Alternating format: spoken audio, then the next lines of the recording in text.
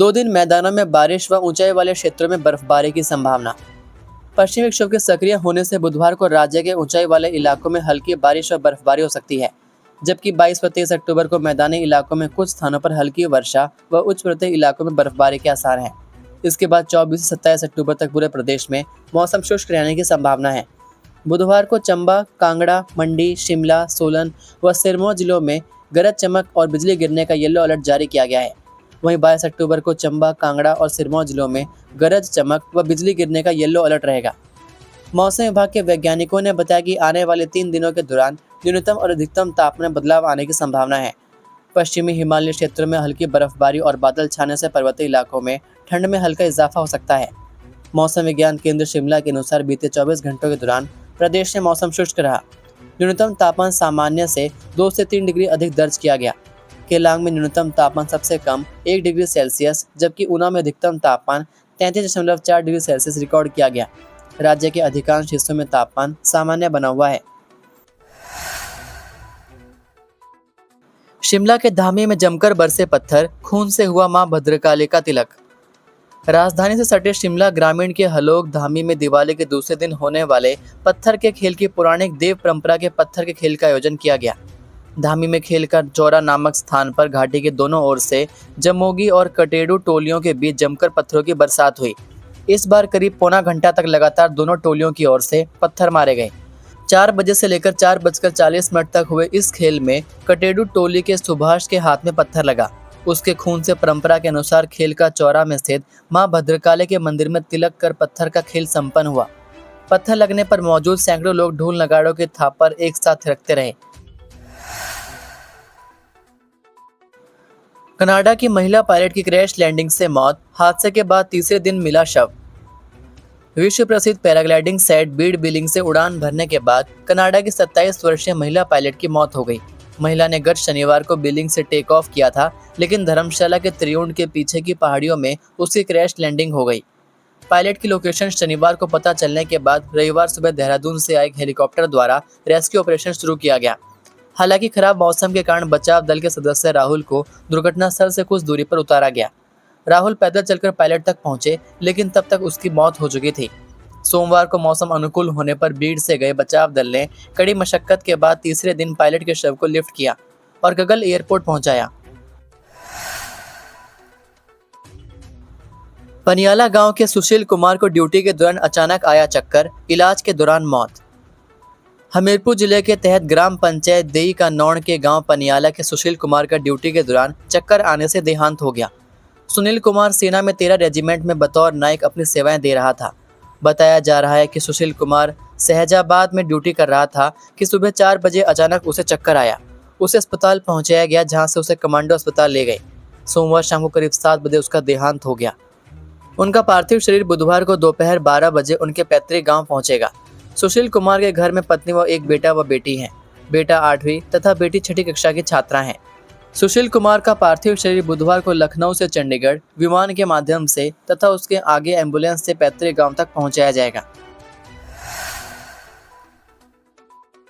युवक के साथ स्कूटी पर जा रही थी युवती, निजी बस ने मार दी टक्कर, थमी सांसें। हिमाचल प्रदेश के सिरमौर जिला से एक दिल दहला देने वाली खबर सामने आई। यहाँ युवक के साथ सवार एक 19 वर्षीय युवती की दर्दनाक मौत हो गई। युवक और युवती की स्कूटी की एक निजी बस से जोरदार टक्कर हो गई थी, जिसके बाद युवती की मौत हो गई, जबकि युवक गंभीर रूप से घायल हो गया। युवती की मौत दिवाली से ठीक एक दिन पहले रविवार की शाम को हुई। यह हादसा सिरमौर जिला के पांवटा साहिब शिलाई मार्ग पर सिरमौरी ताल के समीप NH 707 पर हुआ। यहाँ एक निजी बस और स्कूटी के बीच हुई जोरदार टक्कर में 19 वर्षीय युवती की मौत हो गई, जबकि स्कूटी चला रहा युवक गंभीर रूप से घायल हो गया। दुर्घटना के बाद घायल अवस्था में दोनों को अस्पताल पहुंचाया गया, मगर युवती की हालत बिगड़ती चली गई और रास्ते में ही उसने दम तोड़ दिया। यह हादसा सिर्फ एक दुर्घटना नहीं, बल्कि एक परिवार के सपनों का अंत साबित हुआ। वहीं राजबंद पुलिस चौकी प्रभारी ASI ज्ञान सिंह ने बताया कि हादसे में अमृता की मौत हो चुकी है और स्कूटी सवार युवक सत्यम को देहरादून के एक निजी अस्पताल में दाखिल कराया गया है। युवक की हालत गंभीर बनी हुई है और वह अभी बयान देने की स्थिति में नहीं है। DSP पांवटा साहिब मानवेंद्र ठाकुर ने हादसे की पुष्टि करते हुए बताया कि मामले की जांच की जा रही है। बस चालक की लापरवाही की भी जांच होगी और प्रथम दृष्टया उसी की गलती प्रतीत हो रही है। पंचायत प्रधान 13 वर्षीय किशोरी से करता था नीचता, तंत्र मंत्र के नाम पर डराई थी छात्रा। हिमाचल प्रदेश की राजधानी शिमला जिला से एक सनसनीखेज मामला सामने आया। यहाँ एक 13 साल की किशोरी ने गांव के ही पंचायत प्रधान पर दुष्कर्म के गंभीर आरोप लगाए। पीड़िता के अनुसार पंचायत प्रधान ने तंत्र मंत्र का डर दिखाकर उसके साथ कई बार दुष्कर्म किया। प्रधान की इन हरकतों से तंग आकर किशोरी ने अब पुलिस में मामला दर्ज करवाया है। पुलिस को सौंपी शिकायत में किशोरी ने बताया कि रामपुर की जगोरी पंचायत के प्रधान किशोरी लाल ने तांत्रिक विद्या के नाम पर डराकर उसके साथ दुष्कर्म किया। पीड़िता की शिकायत पर पुलिस ने मामला दर्ज कर आरोपी को गिरफ्तार कर लिया। मामला शिमला जिले के झाकड़ी थाना क्षेत्र की एक ग्राम पंचायत का है। मातम में बदली दिवाली की खुशियां, 2.5 साल के मासूम ने खो दी मां, कमरे में मिली देह। हिमाचल प्रदेश में सोमवार रात जहां एक और पूरे प्रदेश में दिवाली की रात दीपों की रोशनी, पटाखों और खुशियों की गूंज थी, वहीं कांगड़ा जिला के देहरा उपमंडल के अंतर्गत आने वाली डोहक प्लोटी पंचायत में एक परिवार पर दुखों का पहाड़ टूट पड़ा, जहां एक महिला की संदिग्ध परिस्थितियों में मौत ने पूरे इलाके को सन्न कर दिया। मिली जानकारी के अनुसार सोमवार की रात महिला अपने ससुराल स्थित मकान के ऊपरी कमरे में अपने 2.5 साल की बेटी के साथ सोई थी।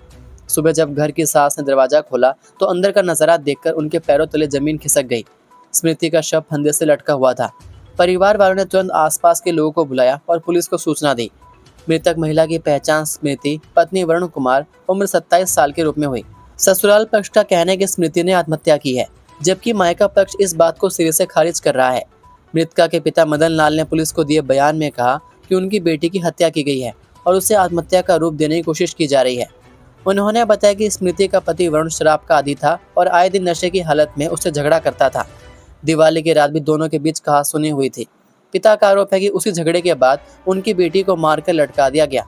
उन्होंने यह भी कहा कि कमरा अंदर से बंद नहीं था और पुलिस के आने से पहले ही शव नीचे उतार लिया गया था, जिससे संदेह और गहरा गया। मृतका के पिता ने स्थानीय पंचायत प्रधान पूनम परमार पर भी आरोप लगाया कि ससुराल पक्ष का साथ दे रही है और मायका पक्ष के लोगों के साथ धक्का मुक्की की। डीएसपी शुमाइला चौधरी ने बताया कि प्रारंभिक जांच में चुन्नी से बना टूटा हुआ फंदा घटनास्थल से मिला। उन्होंने कहा कि पुलिस ने मृतका के पति, सास और ससुर को हिरासत में लेकर पूछताछ शुरू कर दी है। मौत के असली कारणों का पता पोस्टमार्टम और फोरेंसिक रिपोर्ट आने के बाद ही चल पाएगा। 23 अक्टूबर को नहीं, अब इस दिन होगी सुक्खू कैबिनेट की मीटिंग। तारादेवी शिमला रोपवे को मिलनी है मंजूरी। मुख्यमंत्री सुखविंदर सिंह सुक्खू की अध्यक्षता में मंत्रिमंडल की आगामी बैठक अब 25 अक्टूबर को होगी। पहले इस बैठक का आयोजन 23 अक्टूबर को होना था, लेकिन अब यह 2 दिन बाद होगी। मंत्रिमंडल बैठक में 13.79 किलोमीटर लंबे तारादेवी शिमला रोपवे प्रोजेक्ट को मंजूरी मिल सकती है। यह प्रोजेक्ट शिमला के 15 स्टेशनों को जोड़ेगा, जिसके सिरे चढ़ने पर शहर में यातायात की समस्या से निजात मिलेगी। इस प्रोजेक्ट के लिए केंद्रीय वन मंत्रालय ने वन संरक्षण अधिनियम के तहत स्टेज 1 को सैद्धांतिक मंजूरी मिल चुकी है। यह रोपवे प्रोजेक्ट विश्व का दूसरा व देश का सबसे लंबा रोपवे होगा, जिसकी रूपरेखा को पिछले 2 वर्ष से अंतिम रूप दिया जा रहा है। यह मामला मंत्रिमंडल में फिर से जा रहा है, जिसके लिए Himachal Pradesh ropeway transport development corporation ने प्रस्ताव तैयार कर लिया है। मंत्रिमंडल के समक्ष इस विषय को इसलिए दोबारा ले जाया जा रहा है क्योंकि इसके नए सिरे से टेंडर प्रक्रिया को अंतिम रूप दिया जाना है। इस प्रोजेक्ट की अनुमानित लागत पहले 1734.40 करोड़ रुपए थी, जो कि 2 वर्ष के विलंब के कारण बढ़कर 2296 करोड़ रुपए पहुंच गई है। वहीं मंत्रिमंडल में आगामी पंचायती राज संस्थाओं के चुनाव को लेकर भी चर्चा हो सकती है। इसमें सरकार को यह निर्णय लेना है कि प्राकृतिक आपदा के बाद बदले हालात वह समय पर चुनाव करवाने के लिए कितने तैयार है। हालांकि अब तक सरकार की तरफ से चुनाव टालने के संकेत मिले हैं। बैठक में प्राकृतिक आपदा से जुड़े विषय पर चर्चा हो सकती है, ताकि प्रभावितों के राहत एवं पुनर्वास कार्य में तेजी लाई जा सके। इसके अलावा विभिन्न विभागों में खाली पदों को भरने एवं पद सृजित करने को लेकर भी निर्णय लिए जा सकते हैं। ये थे आज के मुख्य समाचार। हिमाचल प्रदेश की बड़ी खबरें रोजाना जानने के लिए सब्सक्राइब कीजिए DHP न्यूज़ चैनल को और बेल आइकन पर क्लिक करें, जिससे आपको प्रदेश की बड़ी खबरें हमारे द्वारा मिलती रहें। वीडियो को लाइक और शेयर ज़रूर कीजिए और आप हमारी वीडियो कौन से शहर से देख रहे हैं नीचे कमेंट करके ज़रूर बताइए। वीडियो में अंत तक बने रहने के लिए आपका बहुत बहुत धन्यवाद। जय हिंद, जय भारत, जय हिमाचल।